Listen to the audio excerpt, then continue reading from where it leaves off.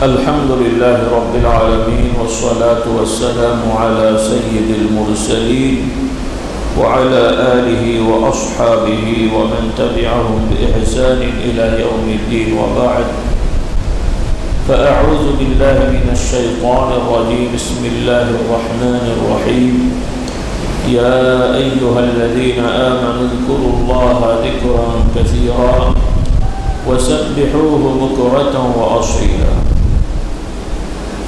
প্রথমে আসুন আমরা সকলেই সাইয়্যিদুল ইস্তিগফার একবার পড়ি, এর সাথে অন্যান্য ইস্তিগফার যেটা আমরা জানি মাসনুন সহ আরও 6 বার, মোট 7 বার আমরা ইস্তিগফার পড়ব। এরপরে সূরাতুল ফাতিহা 3 বার, সূরাতুল ইখলাস 10 বার আমরা পড়ব ইনশাআল্লাহ। এর সাথে দরুদ শরীফ 10 বার পড়ব। আমার সাথে বলুন আল্লাহুম্মা أنت ربي لا إله إلا أنت خلقتني وأنا عبدك وأنا على عهدك ووعدك ما استطعت أعوذ بك من شر ما صنعت أبوء لك بنعمتك علي وأبوء بذنبي فاغفر لي فإنه لا يغفر الذنوب إلا أنت أستغفر الله العظيم الذي لا إله إلا هو الحي القيوم وأتوب إليه أستغفر الله العظيم الذي لا إله إلا هو الحي القيوم وأتوب إليه أستغفر الله العظيم الذي لا إله إلا هو الحي القيوم وأتوب إليه أستغفر الله ربي من كل ذنب وأتوب إليه أستغفر الله ربي من كل ذنب وأتوب إليه. أعوذ بالله من الشيطان الرجيم بسم الله الرحمن الرحيم الحمد لله رب العالمين الرحمن الرحيم مالك يوم الدين إياك نعبد وإياك نستعين اهدنا الصراط المستقيم صراط الذين أنعمت عليهم. بسم الله الرحمن الرحيم الحمد لله رب العالمين الرحمن الرحيم مالك يوم الدين إياك نعبد وإياك نستعين اهدنا الصراط المستقيم صراط الذين أنعمت عليهم.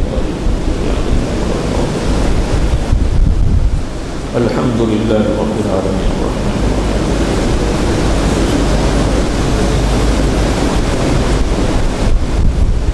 بسم الله الرحمن الرحيم قل هو الله أحد الله الصمد لم يلد ولم يولد ولم يكن له كفوا أحد. بسم الله الرحمن الرحيم قل هو الله أحد الله الصمد لم يلد ولم يولد ولم يكن له كفوا أحد. قل هو الله أحد الله الصمد لم يلد ولم يولد ولم يكن له كفوا أحد. قل هو الله أحد الله الصمد لم يلد ولم يولد ولم يكن له قل هو الله أحد الله الصمد لم يلد ولم يولد ولم يكن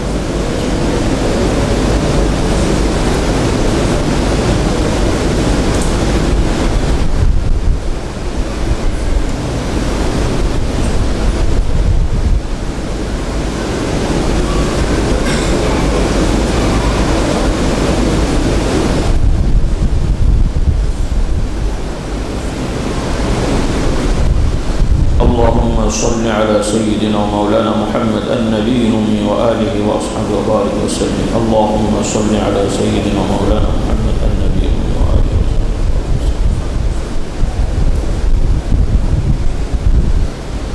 اللهم صل على محمد وعلى آل محمد كما صليت على إبراهيم وعلى آل إبراهيم إنك حميد مجيد. اللهم بارك على محمد وعلى آل محمد كما باركت على إبراهيم وعلى آل إبراهيم.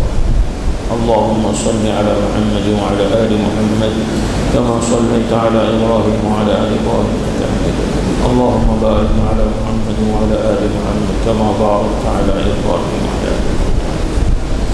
اللهم صل على محمد وعلى آل محمد كما صليت على إبراهيم.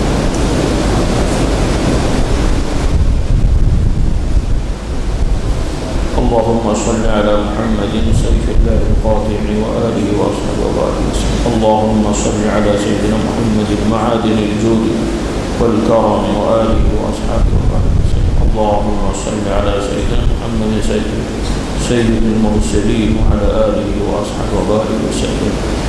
صلى الله عليه وعلى آله وأصحابه وبارك وسلم. شكر قل اللهم أجرني من النار، اللهم أجرني من النار، اللهم أجرني من النار، اللهم أجرني من النار، اللهم أجرني من النار، اللهم أجرني من النار. সকলে আসেন আমরা আল্লাহ তাআলার দিকে মনোযোগী হয়ে মুতাওয়াজ্জহ হয়ে কলেমা শরীফ নফিয়াত বাতে জিকির আদায় করব। আমার ভাইয়েরা যারা আছেন হালকা আওয়াজে মৃদু কণ্ঠে মাথা অবনত রেখে মনোযোগের সহিত আদায় করবো ইনশাআল্লাহ। মহিলা মা বোন যারা আছেন আপনারা বেশি আওয়াজ করবেন না, নিরিবিলি হালকা আওয়াজে বা মনে মনে মানে শুধু মুখে উচ্চারণ করে নিরিবিলি বসে আলোচনা জিকির করবেন ইনশাআল্লাহ। সকলে আমরা মহাব্বত করি লা ইলাহা ইল্লাল্লাহ, লা ইলাহা ইল্লাল্লাহ, লা ইলাহা ইল্লাল্লাহ, লা ইলাহা ইল্লাল্লাহ, লা ইলাহা ইল্লাল্লাহ, লা ইলাহা ইল্লাল্লাহ, إلا الله لا إله إلا الله لا إله إلا الله لا إله إلا الله لا إله إلا الله لا إله إلا الله لا إله إلا الله لا إله إلا الله لا إله إلا الله لا إله إلا الله لا إله إلا الله لا إله إلا الله لا إله إلا الله لا إله إلا الله لا إله إلا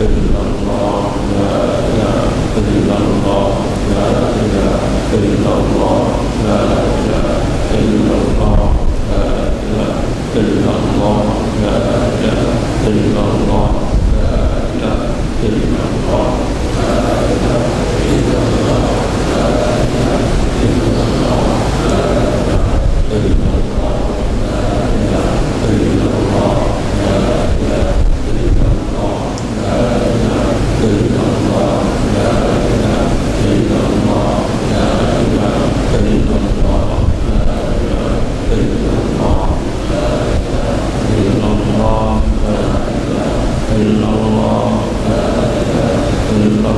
الله لا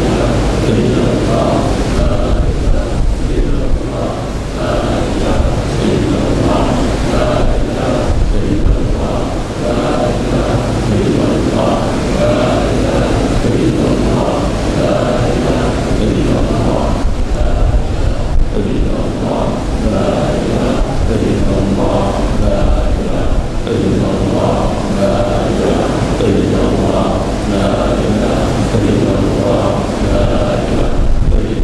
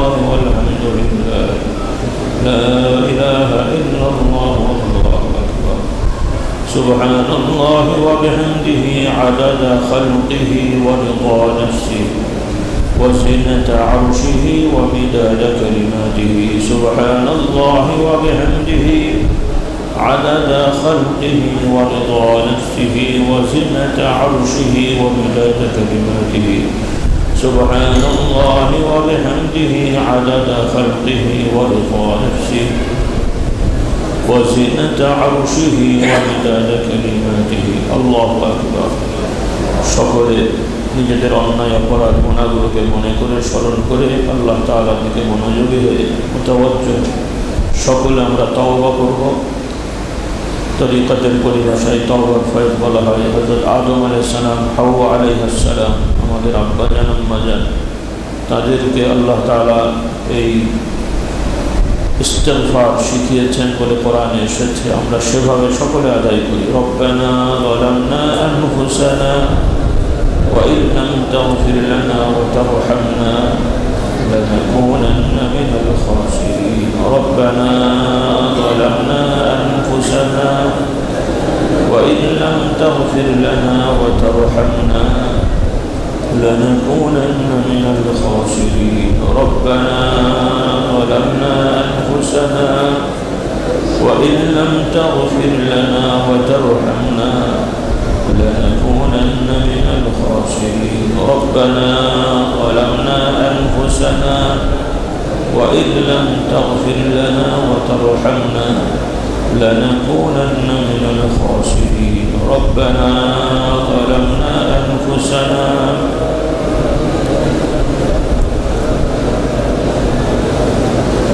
আল্লাহু আকবার। সকলে আমরা আল্লাহ তাআলার গুণময় নামসমূহের অন্যতম কয়েকটি নাম, সেই নামগুলোকে তরিকাতের পরিভাষায় আমল করাকে রহমতের ফয়েজ বলে।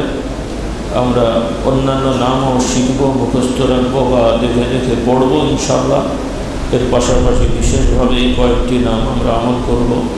সকলে আমরা মহাব্বতে পড়ি, ইয়া আল্লাহু ইয়া রাহমানু ইয়া রাহিমু ইয়া হাইয়্যু ইয়া কাইয়্যুম ইয়া আল্লাহু ইয়া রাহমানু ইয়া রাহিমু ইয়া হাইয়্যু ইয়া কাইয়্যুম ইয়া আল্লাহু ইয়া রাহমানু ইয়া রাহিমু ইয়া হাইয়্যু ইয়া কাইয়্যুম ইয়া আল্লাহু ইয়া রাহমানু ইয়া রাহিমু ইয়া হাইয়্যু ইয়া কাইয়্যুম ইয়া আল্লাহু يا رحمن يا رحيم يا حي يا قيوم يا الله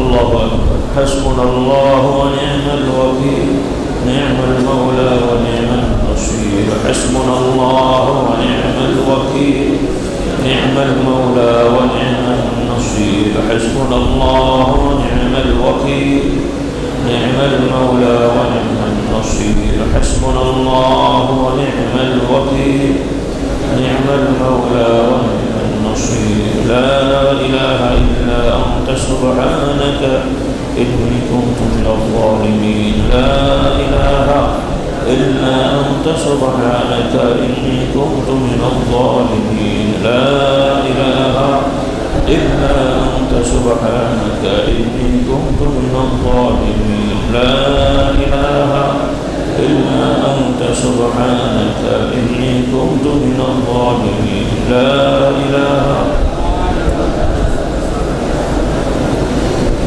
لا حول ولا قوة إلا بالله العلي العظيم لا حول ولا قوة إلا بالله العلي العظيم لا حول ولا قوة إلا بالله العلي العظيم لا حول ولا قوة إلا بالله العلي العظيم الله أكبر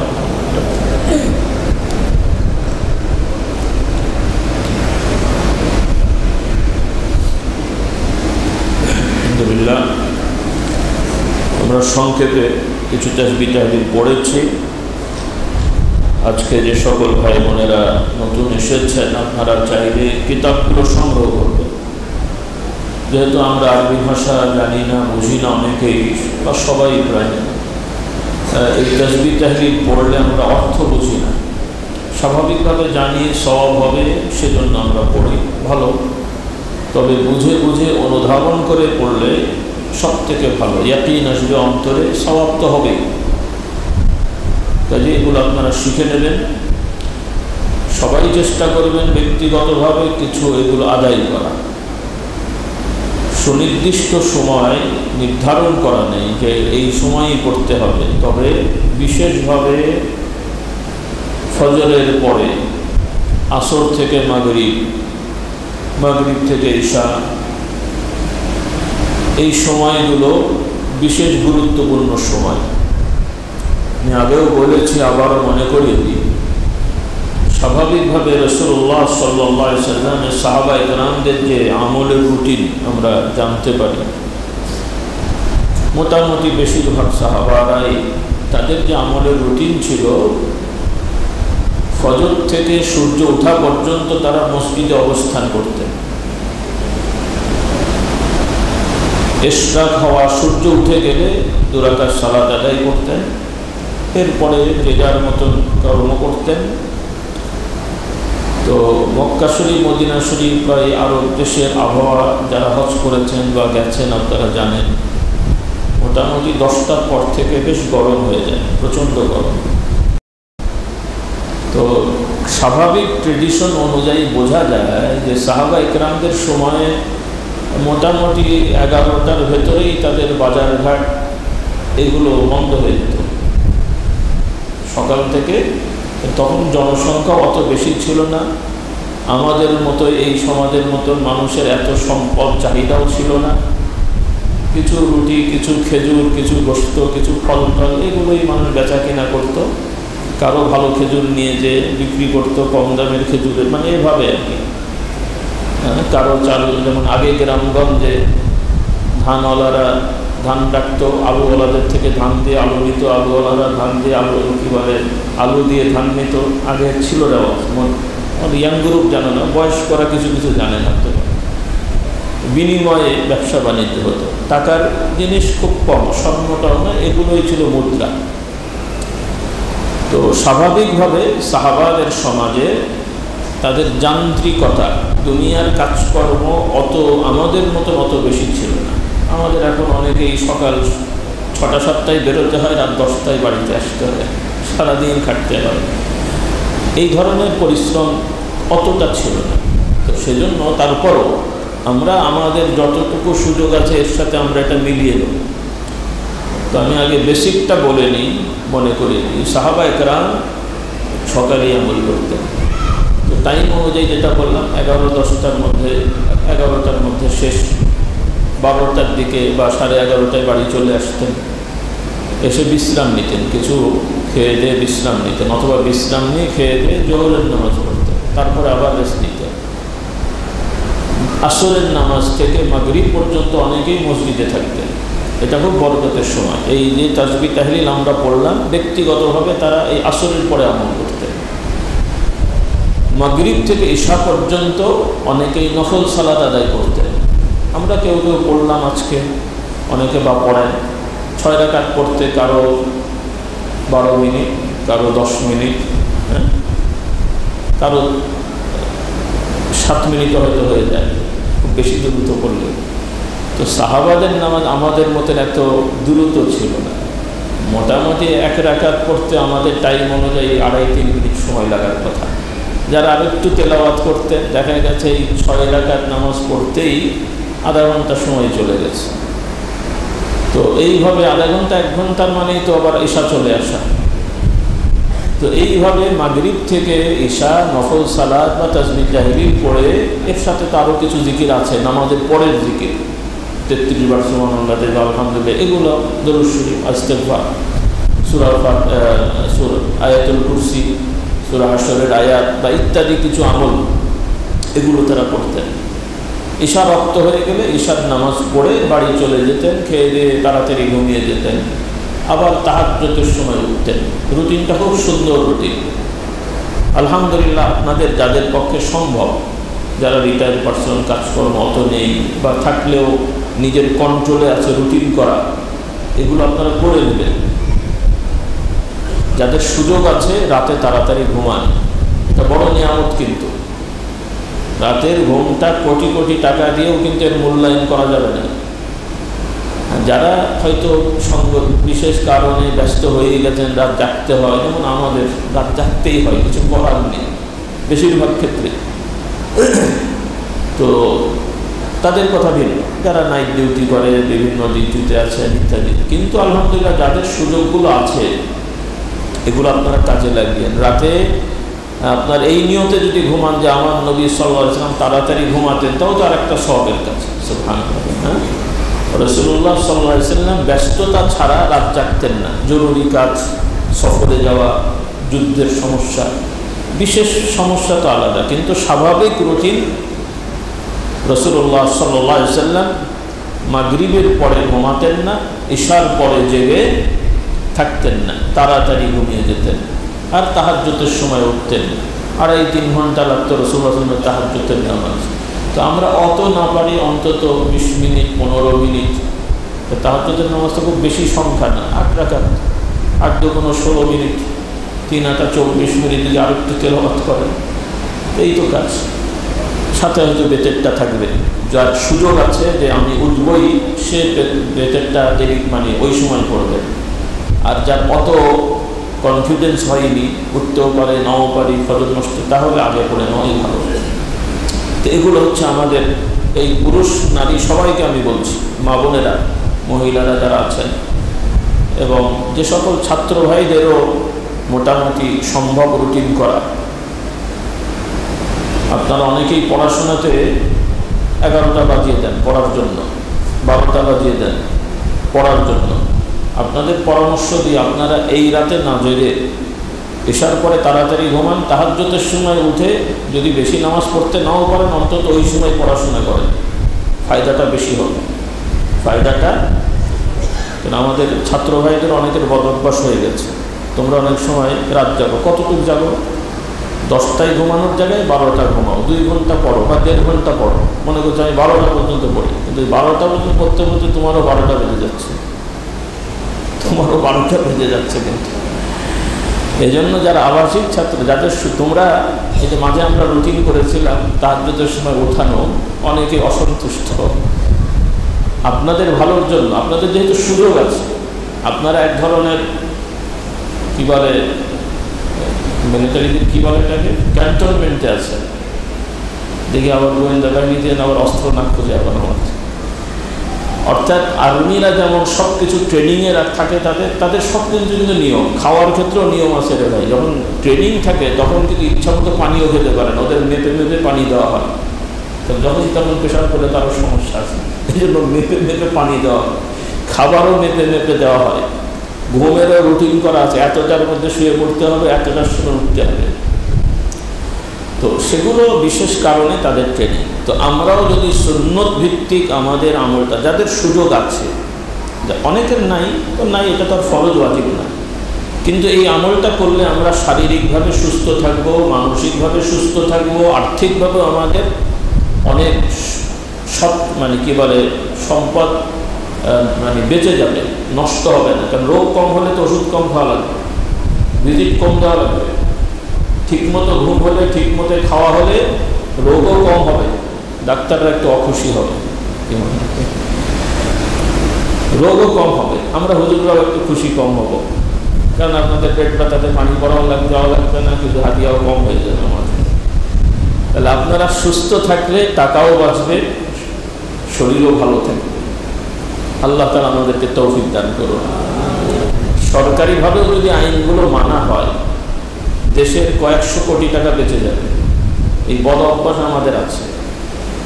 এই সরকারি যে রুটিন, এখন কয়টা থেকে কয়টা অফিস আওয়ার, কয়টা? 9টা থেকে 5টা, 9টা 5টা নাকি 10 11 12 1 2 3 4 5, হ্যাঁ 9টা 5টা, 8 ঘন্টা হয়েছে সাধারণত। এই 9টা 5টা তো অনেকের এখন অবশ্য 9টা 5টা হলে একটা ব্যালেন্স থাকে। যারা রুটিন মতো চলবেন তারা 9টা 10টায় ঘুমাতে পারবেন, 9টায় ঘুমাতে পারবেন, সুযোগ আছে। আর অনেক সময় দেখা যায় যে রুটিন এমন হয় তাদের বাড়িতে পৌঁছাতেই 8টা 9টা বেজে যায়। তো কখন খাবে, কখন কি করবে, দেখা যায় ঘুমাতে ঘুমাতে 11 12টা বেজে যায়। তারপরে যারা আলহামদুলিল্লাহ ফজর পড়েন বেচারাকে উঠতে হয়, একবার ঘুম ব্রেক করে উঠলে আর খুব একটা ভালো ঘুম হয়, তারপরে আবার অফিসে যেতে হয়। তার মানে প্রতিদিন কিছু কিছু তার ঘুমের কমতি থাকে। তো প্রতিদিন যদি 1 ঘন্টা করে ঘুমের কমতি থাকে, বছরে কয় ঘন্টা? তো ওই বেচারা 50 বছরে কত ঘন্টা ঘুম কম হয়েছে, তো এটা শরীরের উপর এফেক্ট পড়বে না? এই জিনিসগুলো খেয়াল। এই জন্যে রাসূলুল্লাহ সাল্লাল্লাহু আলাইহি ওয়াসাল্লামের সাহাবায়ে কেরাম আমাদের মতন এত এই অলস ছিলেন না, মাথা প্যান প্যান করে, ঠ্যাং ভ্যান ভ্যান করে, পেটের কম কম করে, এই ধরনের লেজি ছিলেন না। রাসূলুল্লাহ সাহাবায়ে কেরাম সকলে সুস্থ এবং ফিটফাট ছিলেন, সুবহানাল্লাহ, স্মার্ট ছিলেন, লেজি না।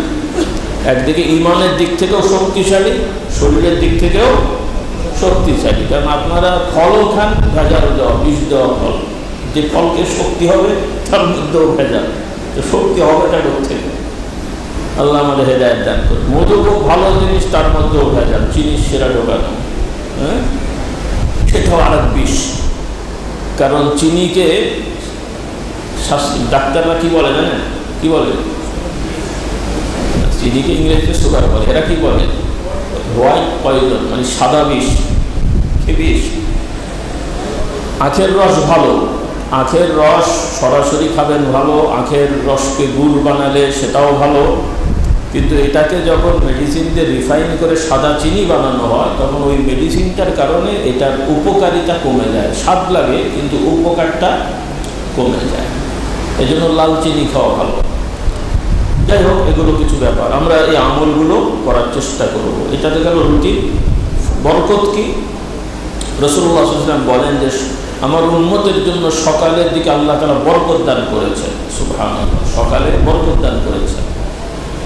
আরেকটা আমল রাসূলুল্লাহ সাল্লাল্লাহু আলাইহি ওয়াসাল্লাম শেখান, যে ব্যক্তি ফজরের নামাজ জামাতে পড়বে, তারপরে মসজিদে বসে থেকে আসন দিয়ে বসে কিবলামুখী হবে। রিওয়ায়াতটা কিন্তু এরকম, ফরজ না, কিন্তু এটা গুরুত্ব আছে। কি বললাম? হ্যাঁ, আসন দিয়ে বসা বোঝেন না? হাদিসে বর্ণনা আছে, তারাব্বুর। রাসূলুল্লাহ বলেছেন যে ব্যক্তি কিবলামুখী, ফজরের নামাজ পড়ে ওই জায়গাতেই কিবলামুখী হয়ে আসন দিয়ে বসে তাসবিহ তাহলিল পড়বে। কি পড়বে? এই রিওয়ায়াতে কিন্তু কোরআন তেলাওয়াতের কথা নাই।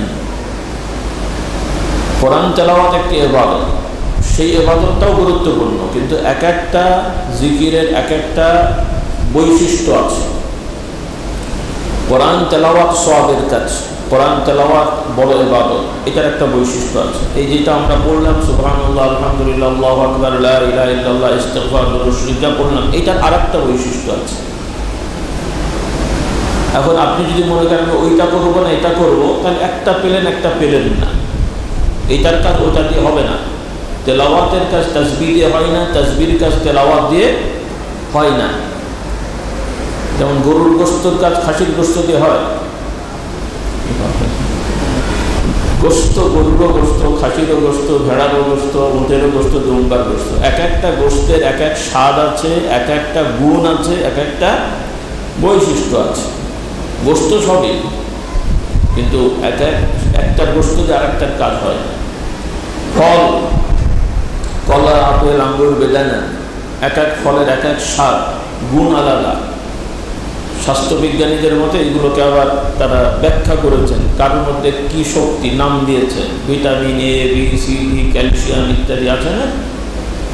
তাহলে ভিটামিন এ এর কাজ বি দিয়ে হয়,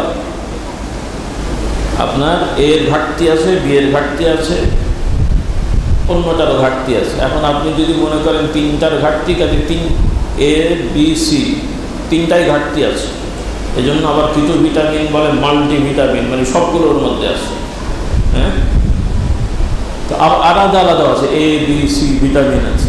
এখন ডাক্তার বললো আপনার ভিটামিন এ লাগবে, বি লাগবে, সি লাগবে, হয় মাল্টি খেতে হবে, আর তা নাহলে প্রত্যেকটা আলাদা আলাদা এ, বি, সি খেতে হবে। আর না হলে আপনি তিনটা বি খান, সি এর কাজ হবে, এর কাজ হবে। এই বুঝটা আপনাদের থাকতে হবে। কথাটা বলবেন এত পেঁচাল করার কি দরকার? কারণ আমাদের সমাজে পেঁচাল হয়ে গেছে। কারণ আমাদের মতো কিছু হুজুরেরা এগুলোকে গুরুত্ব দেয় না, বক্তা সাহেবরা এগুলো গুরুত্ব দেয় না। মুখের বড় বড় কথা আছে, প্র্যাকটিক্যাল লাইফে তাদের এগুলো নাই, মানুষকে উৎসাহিত করে না। বরং কেউ আদায় করলে তাকে আরো উল্টো, ওর এই জিকির টিকির করে কী হবে, তোমাদের জিহাদ করতে হবে। আচ্ছা, জিকিরের সাথে জিহাদ কি সাংঘর্ষিক? হ্যাঁ, তাহলে যিনি বললেন জিহাদ করতে হবে তাকে ওই সময় ধরেন যে আপনি করবেন, হ্যাঁ করবো, তা আপনি কার সাথে করবেন বলেন? যিনি বললেন জিহাদ করতে হবে তাকে তখনই ধরেন যে আপনি তো জিহাদ করবেন না, ঠিক আছে, এখন কার সাথে করবেন বলেন? অস্ত্র কোথায় আপনার? তাহলে আমি নাই করলাম না, আমি দোষী, তো আপনার অস্ত্র কই আর কার সাথে করবেন আমাকে এখন বলেন? বলে এমন তো পরিবেশ নেই। তাহলে আপনার যেমন পরিবেশ নেই, আমার তো সেই পরিবেশ নেই। আর করবেন কার সাথে? জিহাদটা কি? আবেগ, কথা সব বড় বড়। আমাদের এক বড় আলেম, বড় বুজুর্গ বেচারা, তিনি ভালো কথা বলেছেন, সেটাকে নিয়ে উল্টো পাল্টা ব্যাখ্যা দিয়ে তারই ছাত্ররা উল্টো পাল্টা বলছেন। জবাব লাগে। তার মানে এখন তো আর কি করে বলতে হয়, এটা তখন সাবালকই হয়নি। কি হয়? সাবালকই হয়নি, কথা বোঝার এদের মানদণ্ড নেই, অথবা দুষ্টমি, বুঝেছে দুষ্টমি করছে তার নিজের স্বার্থে, অথবা কি আমি জানি না। যারা 50, 60, 70 বা 40 বছর কেতাবাদি পড়ায়, আর তুমি 2-4 পাতা পড়ে তাও আবার পরীক্ষায় কোনো রকম পাশ করেছ, সেই রকম ছাত্র, তাদের ভুল ধরার মানেটা কি? আল্লাহ আমাদেরকে বুঝদান করে, আপনাদেরকেও সাবধান করি। এই যুবকেরা, ভাইরা, উড়ো কথায় কান দিয়ে বড় বড় আলেমদের কথাকে উপেক্ষা করবেন না, বোঝার চেষ্টা করেন। অনেক সময় তাদের কথা ভুল হতে পারে। আমাদের ওস্তাদরা সবাই নিষ্পাপ না, নির্ভুল না। আমরা তো আর অন্যদের মতো মাসুমিয়াতে বিশ্বাস করি না। একদল মুসলিম নামধারী তারা, তাদের কিছু ইমাম তাদের মতে, আমরাও তাদেরকে ইমাম মানি, কিন্তু তাদের মতে এরা সব নবীদের মতন মাসুম, নউজুবিল্লাহ। একদল মুসলমান আছে, তারা নিজেদেরকে হযরত আলীর দল দাবি করে, এই জন্য তাদের নাম দিয়েছে শিয়া। নামটা খারাপ না, শিয়া মানে হলো দল, গ্রুপ। কোরআন শরীফে আছে না, ওয়াহাদা মিন শিয়াতিহি ওয়াহাদা মিন আদুহি ফাস্তাগাযাহুল্লাযী মিন শিয়াতিহি আলাল্লাযী মিন আদুহি। দেখছো, তাদের নাম কোরআনে আছে। এই শিয়া সেই শিয়া না, আমার নামও তো আছে না? নাই? এই দরবারের নামও আছে না? কি সুন্দর! আপনাদেরকে আল্লাহ তাআলা দাওয়াত দিয়েছেন এই দরবারে আসার জন্য। কি ভুল বললাম? ওয়াল্লাহু ইয়াদউ ইলা দারিস সালাম। আলহামদুলিল্লাহ বলো। আর আমি হুজুরকে ওয়াজ করতে বলেছেন, আমার নামও কোরআনে আছে না? নাই? মাসালু নূরিহি কামিশকাতিন। তাহলে আমাকে না মানলে ঈমান থাকবে? নাউযুবিল্লাহ। কি সুন্দর তাফসীর, মুফাসসিরে কোরআন। এখন সব এইরকম তাফসীর হয়। কদিন আগে শুনেছেন না, বাংলাদেশের কোন জেলার নাম যেন কোরআনে পাওয়া গেছিল, তাও তো জোড়া চালিয়ে দিয়ে। আমারটা তো কাতেই, ওইটা তো জন্মি। কি বল? আমারটা তো কাতে, কোনো ইস্তেহাদের সুযোগ নেই। আল্লাহ তো আমাদের হেদায়েত দান করুন। তো যাই হোক, হ্যাঁ, তো আমরা আমাদের বুজুর্গদেরকে মাসুম মনে করি না। তবে একটা বুজুর্গ একটা কথা বললে বুঝতে হবে যে বেচারা হঠাৎ এই কথা কেন বললেন, তার আগে পরের ব্যাপারটা কি, হ্যাঁ, বোঝা দরকার আছে। আমাদের সবই লাগবে, কোনোটাকেই অবহেলা করা যাবে না। ইসলামের যা বিধান, যখন যেটা প্রযোজ্য, যার জন্য যেটা প্রযোজ্য, সেটা তাকে করতেই হবে। একজন গরিব মানুষ, তাকে যদি আপনি লাঠিতে পিটালেই যাকাত দেয়, মশলা হবে না। তো গরিব থেকে যাকাত দেবে, কথা বুঝি নেই? তাহলে যাকাত দিতে হবে, কিন্তু গরিব মানুষ দেবে? হজ করতে হবে, যার সামর্থ্য নেই সে যাবে? হ্যাঁ, তাহলে তাহলে জেহাদও আমার অনেক করে। জেহাদ মানে যুদ্ধ না, কেতাল মানে যুদ্ধ। জেহাদ মানে প্রচেষ্টা করা, পরিশ্রম করা।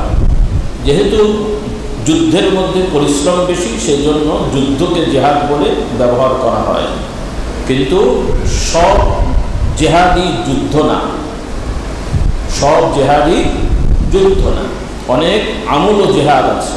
যেমন রাসূলুল্লাহ সাল্লাল্লাহু আলাইহি ওয়াসাল্লাম বলেছেন, এক সাহাবী, তার আব্বাজান আম্মাজান অসুস্থ, জেহাদের ডাক হয়েছে, অন্য সাহাবারা চলে গেছেন। হ্যাঁ, তো রাসূলুল্লাহ সাল্লাল্লাহু আলাইহি ওয়াসাল্লাম তখন সবাই সাহাবাদের পাঠাচ্ছেন, অস্ত্র দিচ্ছেন, পাঠাচ্ছেন। এক সাহাবী এসে, আমি জেহাদে যাব। রাসূলুল্লাহ সাল্লাল্লাহু আলাইহি ওয়াসাল্লাম বললেন, তুমি যাবে, তোমার প্রস্তুতি কি, তোমার খোঁজ খবর, বাড়িতে কে আছেন? তিনি বললেন, আমার বাড়িতে আব্বা আম্মা আছেন। তো তুমি জেহাদে গেলে তোমার আব্বা আম্মার খোঁজ খবর কে নেবে, মানে তাদের দেখাশোনা সেবা কে করবে? বললেন, আর কেউ নেই। তিনি তখন বললেন, হাদিসের ভাষাটা শোনেন, ফাফিহিমা ফাজাহিদ, এরকমই হাদিসটা যতটুকু আমার মনে পড়ে, মানে তাদের ভেতরে তুমি জেহাদ করো, মানে কি বাপ মার সাথে মারামারি করো নাকি?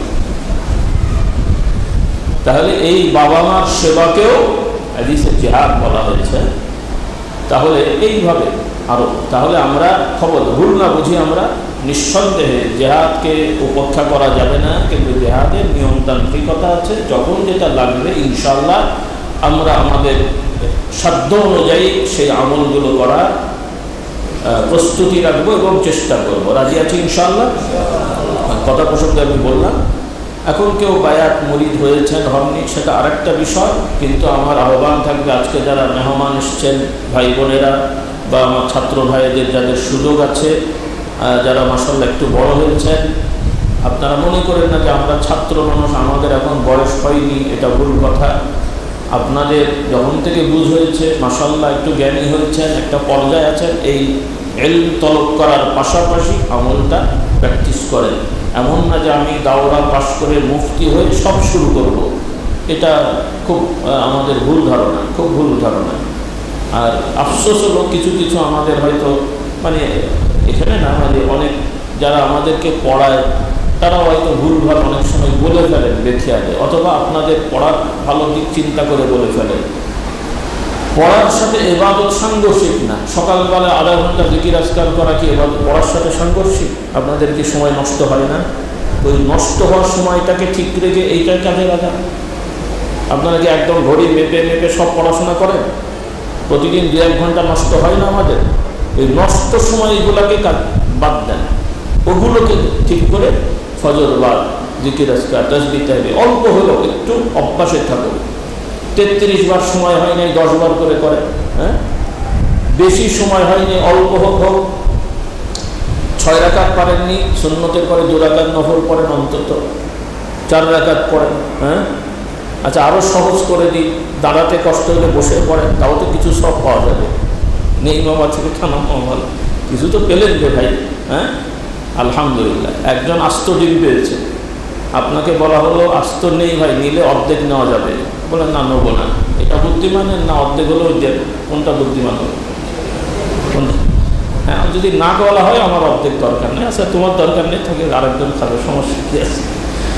তা আমরা এগুলো খেয়াল রাখবো ইনশাআল্লাহ।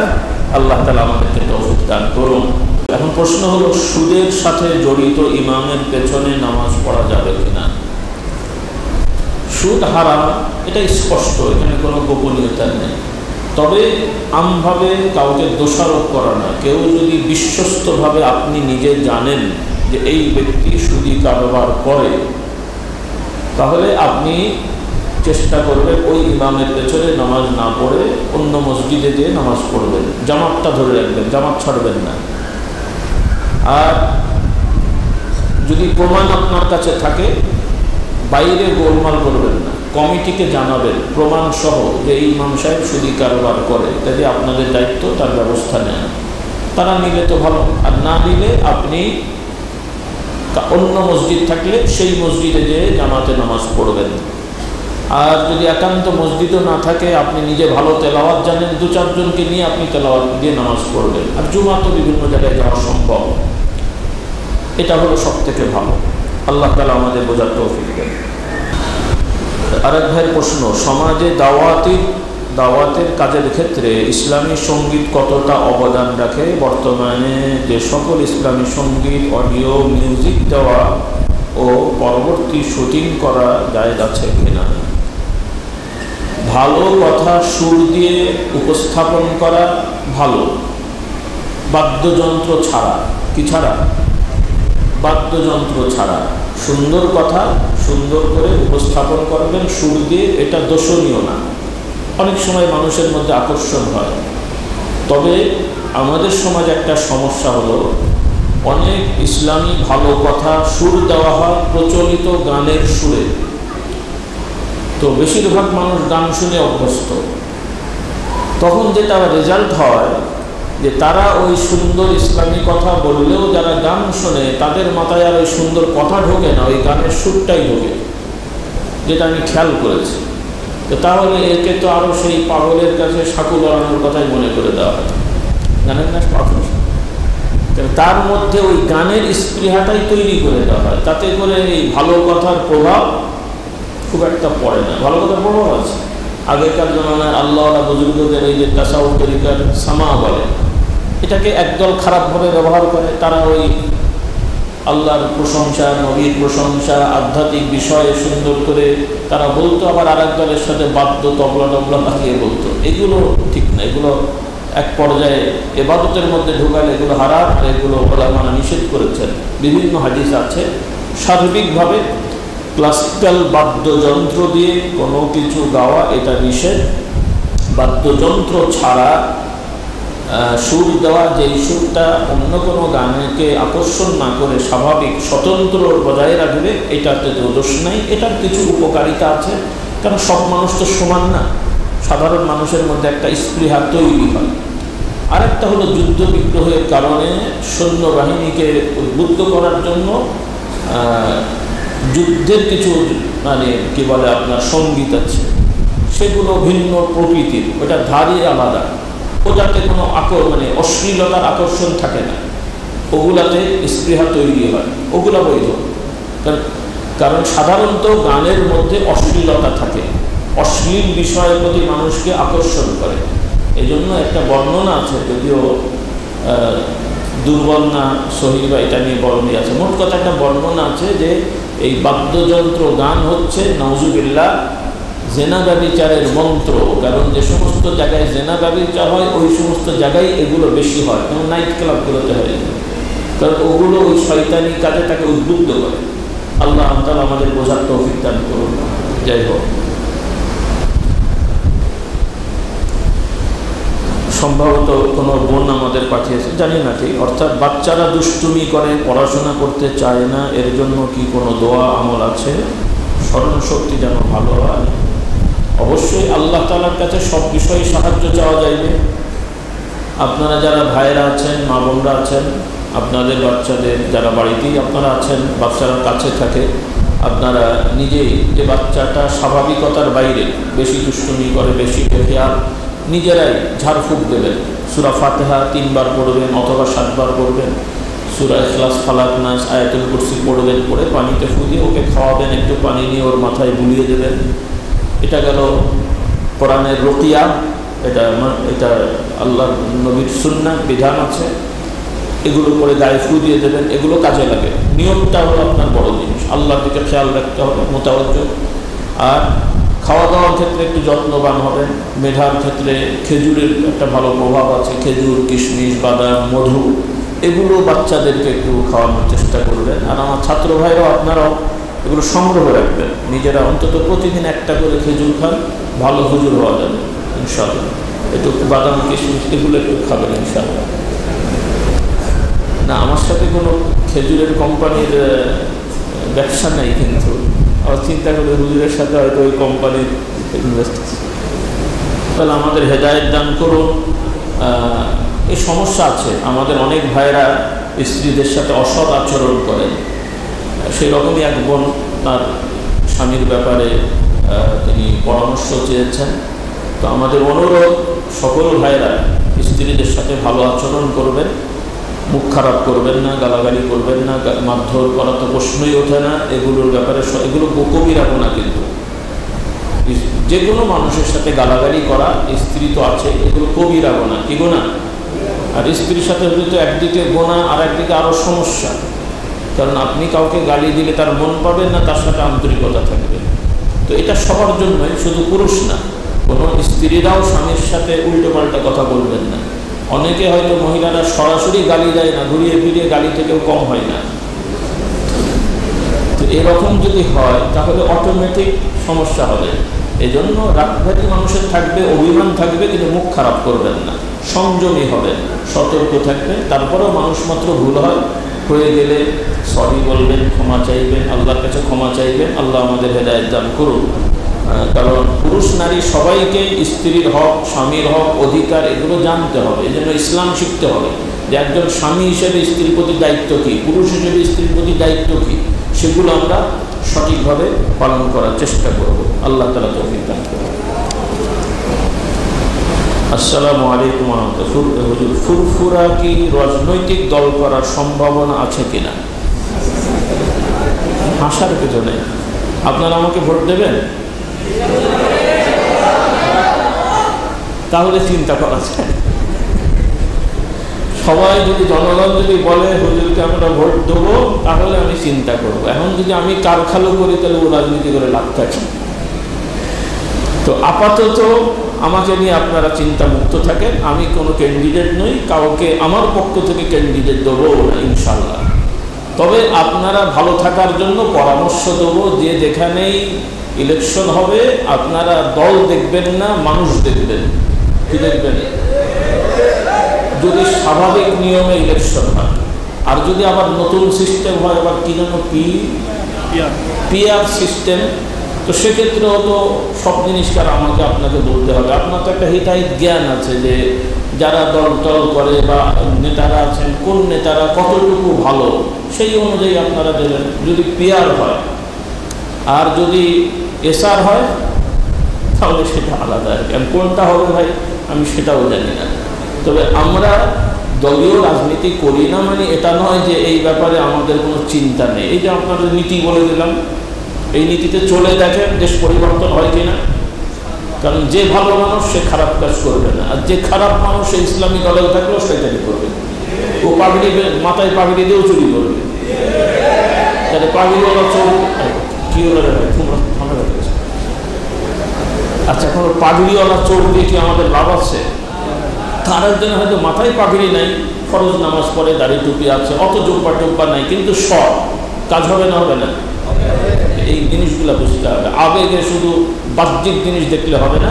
আপনাদেরকে যে যে এলাকার ক্যান্ডিডেট হবে আপনারাই তো ভালো জানেন তারা কেমন, আপনার এলাকার কে কেমন সেটা কি আমি জানি না আরেকজন জানে, না দলের নেতা জানে? এই যত দলের নেতারা আছেন ওনারা কি জানে আপনার এলাকার কে কি? ওনাদের দলীয় লোকরা একটা চোরকেও যদি বলে বিশিষ্ট জেন্টলম্যান, ওনারা তাই মনে করে, তো জানবে না তো। কাজেই এগুলো আপনাদেরকে বাছাই করতে হবে। এটা আমাদের খুব ভালো করে খেয়াল করেন। এটা আমি হেসে ফেলে বলছি না।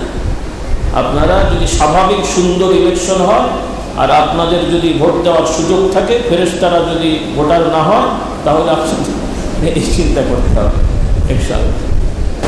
ইরান ইসরায়েলের যুদ্ধে আমাদের কোন পক্ষে অবলম্বন করা উচিত? আপনারা কে কে যেতে পারবেন? হয় ইরানে অথবা ইসরায়েলে। কে কে যেতে পারবেন? পারবেন যেতে কেউ? আচ্ছা, কেউ যদি যেতে পারেন আমার কাছে এসেন, আমি তখন বলবো হয় এখানে যান নাহলে ওখানে যান। আর যেতে যদি না পারেন তো এখানে আপনার পক্ষ নিয়ে কী হবে? আপনারা বলবেন আল্লাহ জালেমদের ধ্বংস করো, মাজলুমদেরকে সাহায্য করো। কে জালেম আল্লাহ জানেন, কে মাজলুম আল্লাহ জানেন। কথা পছন্দ হয়নি মনে হয়? আচ্ছা, না হলে কি হবে? আমার যা বলার আমি বললাম। আর যদি কারো প্রস্তুতি থাকে যে যুদ্ধ হচ্ছে, আমার যে যুদ্ধ করার সুযোগ আছে, এখন বলেন আমি কোথায় যাব, তাহলে আমি বলে দেবো ইনশাআল্লাহ। কারণ ফালতু কথা বলার অভ্যাস আমাদের নেই। বাকিগুলো আমি পরে আজকে আর থাক, আরও কটা প্রশ্ন আছে, এগুলো জমা থাক, এখানে লেখা হয়ে গেছে। যাই হোক, আজান হয়ে যাবে। আমি শুধু একটু ইমান বলে দিই। আজকে যেহেতু নতুন এসছেন অনেকেই, মা বোনেরা ভাইরা, আমরা আলহামদুলিল্লাহ সবাই পড়েছি লা ইলাহা ইল্লাল্লাহ।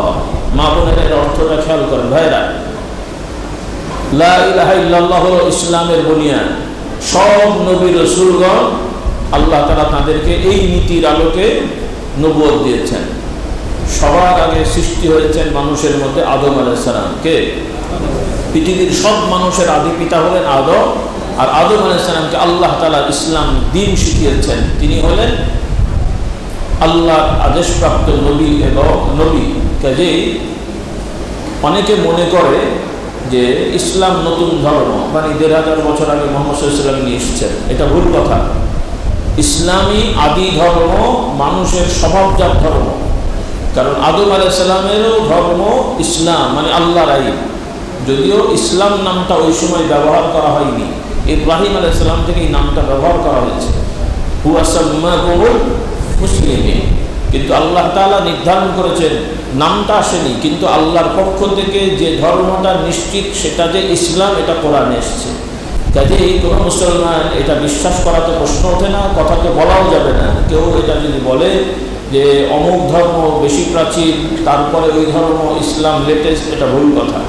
আমাদের বিশ্বাস করতে হবে ইসলামই একমাত্র সত্য ধর্ম, যা আল্লাহ তাআলা সব নবী রাসূলকে দিয়েছেন, আলহামদুলিল্লাহ।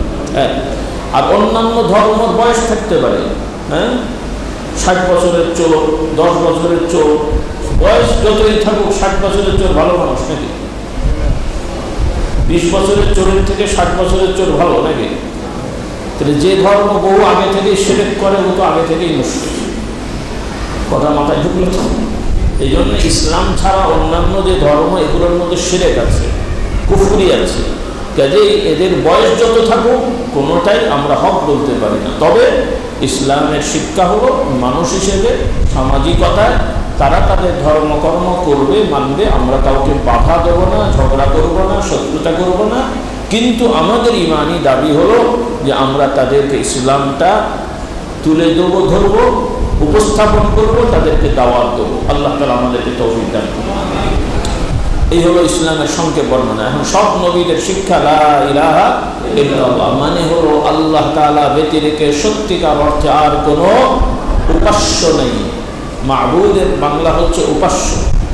মাবুদ তো আমরা বলি, কিন্তু মানে অমুসলিমরা এটা বুঝতে পারে না। অমুসলিমরা তারা বিভিন্ন উপাস্যের উপাসনা করে, দেবদেবীর উপাসনা করে। তো আমাদেরকে এই বিষয়টা বোঝাতে হবে যে ইসলামের নীতি হলো একমাত্র মহান স্রষ্টা, যাকে আমরা চোখে দেখি না, দুনিয়ায় দেখা যায় না, তবে দেখা যাবে। এই দুনিয়ায় না, পরকালে, আখিরাতে আল্লাহ তাআলা আমাদের দেখার তৌফিক দান করুন। তো সেই মহান স্রষ্টা আল্লাহ তাআলাই, তিনি যেমন স্রষ্টা, তিনি তেমনই প্রতিপালক, পালনকর্তা, এবং তিনি সর্ব ব্যাপারে পূজার অধিকার রাখেন। শব্দটা একটু শুনতে খারাপ লাগলো, কিন্তু এই ভাষা না ব্যবহার করলে তারা বুঝবে না। তারা যে পূজা করে, এই পূজা যাদের করে তারা পূজা নেওয়ার যোগ্য না। পূজা নেওয়ার যোগ্য একমাত্র আল্লাহ, লা মা'বুদা ইল্লাল্লাহ। এটা ব্যাখ্যা আর কি। হ্যাঁ, এই জন্য উপাসনা, পূজা করার জন্য উপাসনা করা হয়। উপাসনায় নিজের আপত্তি, বিনতি প্রকাশ করা হয়। এগুলো সব হতে হবে। আর এই কলেমার মধ্যে এই কথাগুলো নিহিত যে আল্লাহ বাদে সত্যিকার অর্থে আর কোনো উপাস্য নেই। আর আল্লাহ তাআলার প্রতি বিশ্বাস রাখতে হবে যে তিনি সদা সর্বদা আমাদের সব কিছু দেখছেন। বলি আলহামদুলিল্লাহ। সব কিছু শুনছেন, তিনি দেখেন, তবে তার দেখা আমাদের মতন দেখা নয়। আমরা দুই চোখ দিয়ে দেখি, চোখ বন্ধ হলে দেখা হয় না। আমরা অঙ্গ প্রত্যঙ্গ দিয়ে দেখি, আমাদের দেখার অনেক কম বেশি হয়। কিন্তু আল্লাহ তাআলা আমাদের মতন চোখওয়ালা, আমাদের মতন এক সময় দেখেন এক সময় দেখেন না, এরকম কোনো ব্যাখ্যাই করা যাবে না। এই জন্য কোরআন এসছে তিনি দেখেন, তবে তিনি তার মতন কেউ নেই। তিনি সর্বশ্রোতা, সর্বস্রষ্টা, কিন্তু তার মতন কেউ নেই। আল্লাহ তাআলা বলছেন লাইসা কামিসলিহি শাই ওয়া হুয়া আস-সামিউল বাসীর। আর অন্য আয়াতে সামিউল আলীম। আল্লাহ তাআলা সব শোনেন, সব দেখেন, কিন্তু তার মতন কেউ নেই। এটা হলো আমাদের মূলনীতি। এরপরে কোরআনের আয়াতে আল্লাহ তাআলার বর্ণনায় আরবিতে আয়াতে যা এসেছে, যে ভাষায় ওই আরবির যা অনুবাদ হয় অনুবাদ করা হবে, কিন্তু কোনো ধরন নির্ধারণ করা হবে না। কথাগুলো খেয়াল করে, কারণ আমরা অনেক সময় কেউ ব্যাখ্যা করে অথবা এমনি বলে ফেলি, আমরা আল্লাহর কুদরতি পায়ে সিজদা দিই। কথাগুলো সঠিক নয় ভাবে। কোরআনে আল্লাহর পায়ে সিজদা দেওয়ার কথা নেই। আল্লাহ তাআলা বলেছেন আল্লাহর জন্য সিজদা করো, আল্লাহকে সিজদা করো। আপনি তাই বলেন, কুদরতি পায়ে কেন বলতে যান? কুদরতি হাত দিয়ে ধরেছেন, এই কথা বলতে যান কেন? আল্লাহ বলেছেন তার 2 হাত আছে, আমরা বলবো 2 হাত আছে, তবে এই হাত আমাদের মতন নয়, কোনো সৃষ্টির মতন নয়। এবং আবার হাদিসের ব্যাখ্যা এসছে আল্লাহ তাআলার 2 হাত, 2 হাতই ডান। আচ্ছা, সৃষ্টি জগতের কোনো 2 হাত ডান হয়? হাত বলতে আমরা মনে করি আমাদের মতন হাত, অমুকের মতন হাত। না না না, এগুলো আল্লাহ তাআলার ক্ষেত্রে যেই আয়াতে যে শব্দ ব্যবহার করা হয়েছে ব্যাখ্যা মানে অনুবাদে সেটা বলবেন, কারণ আরবিতে তো এটা এসছে বাল ইয়াদাহু মাবসুতান। যখন আপনি আয়াত পড়েন তখন কি পড়েন বাল কুদরাতু ইয়াদা, পড়েন নাই।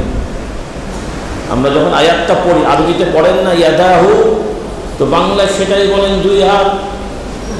তো ইয়াদা বললে আরবরা যা বোঝে আপনি বাংলায় সেটাই বোঝেন, কিন্তু ব্যাখ্যায় যাবেন না, কথা শেষ।